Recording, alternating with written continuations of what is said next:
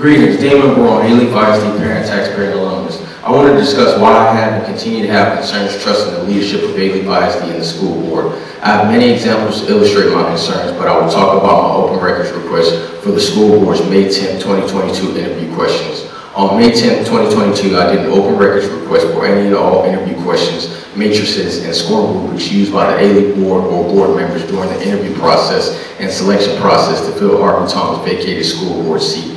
After I filed an Attorney General complaint because I did not receive a response from the district within 10 business days as required by law, Alief ISD, specifically Craig Icorn, sent me an email on May 31st, 2022 stating the district conducted a thorough review of your request and found no responsive information to satisfy the request made on May 10th, 2022 at 5:30 a.m.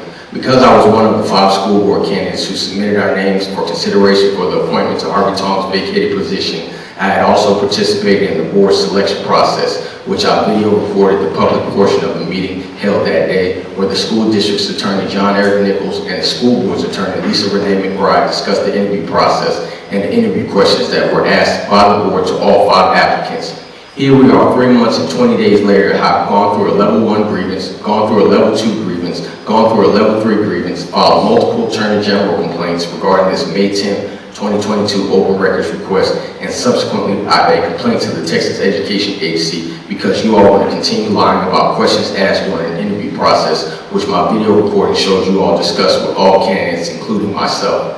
If the school board, district leadership, school district's attorney, and school board's attorney will continue to lie about something as simple and innocent as questions asked by the school board during an interview process and continue to use taxpayers' money paying legal fees trying to cover up those district lies, why should myself or any other parent, student, community member, or employee trust anything which the leadership of the district says or does?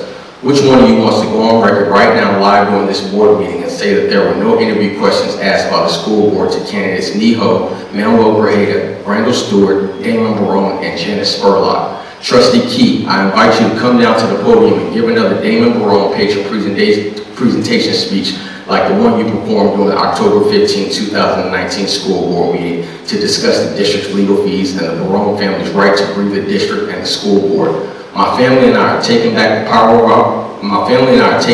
of our voices back from the leadership of Alief ISD and rewriting the narrative that you all have falsely saturated into the ears of others about my passion of fighting for the district and our community.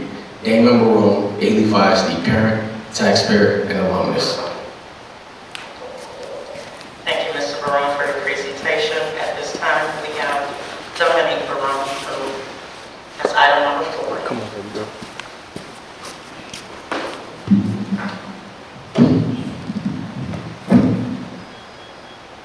Thank you so much for being here tonight. We're getting ready to start the interview process. One at a time in the order in which the numbers that you drew. Just to give you a heads up, there are prepared questions, and each board member is going to ask you a question for a total of 6 questions. The questions will be right in front of you for the first season. If you don't remember what they say, you will go down and ask a question. There will be some instructions from the board member, for the board president, when you first walk in, and ask that your responses to each question travel in up to 2 minutes. Board members are allowed to ask a follow-up question. The form of that question, so that you're not surprised, will be in response to question number 2. You said, like, what did you mean by that? So that will be the standard follow-up question. And then, in response to a follow-up question, you can give a response to what you think that would be great. Because that will allow us to get through these interviews. We know that this is school night for everyone, so we want to be respectful of everyone's time. Each board president people will ask the same question to each candidate as well. So the question that they ask one or the question that they ask a lot. And it's the same questions that are followed. We are moving into closed session. Closed session is a confidential proceeding, so if you have any recording devices, we ask that you turn them off, and we actually don't even put them in closed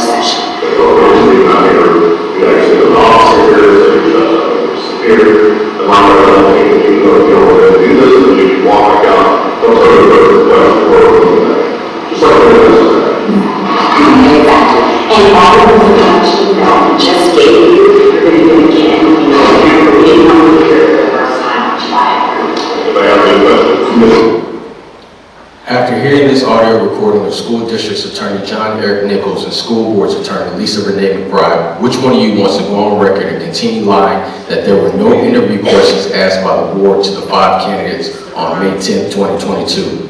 We will yield the remainder of our time for a response from the board. Thank you, Mr. Barone.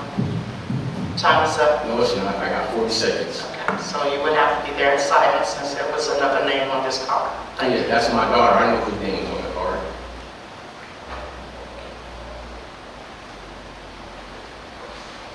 Ms. Williams?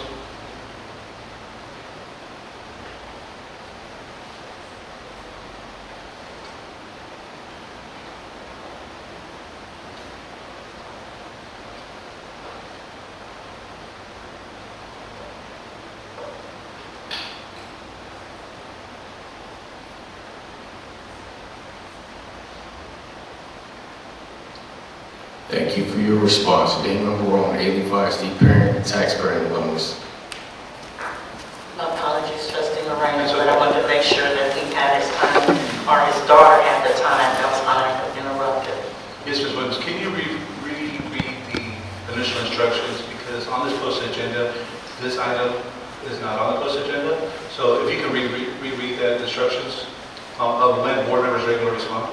I would prefer to go ahead and yield the rest of the time to those members who were waiting to speak. I'm just saying it's a few seconds where maybe Attorney McBride can phrase that. Because there's nothing on the posted agenda that we're able to respond to the patient presentation that we can respond to. I mean, legally we could if it was on posted agenda, but it's not an item on this agenda. Is that correct?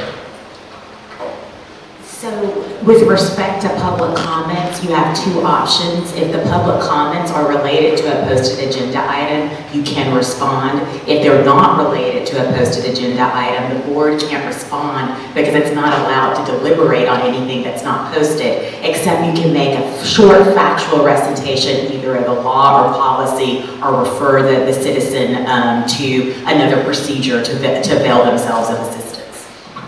Thank you.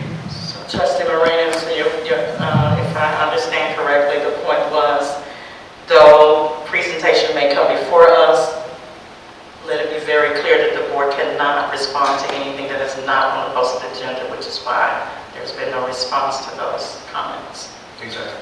Thank you.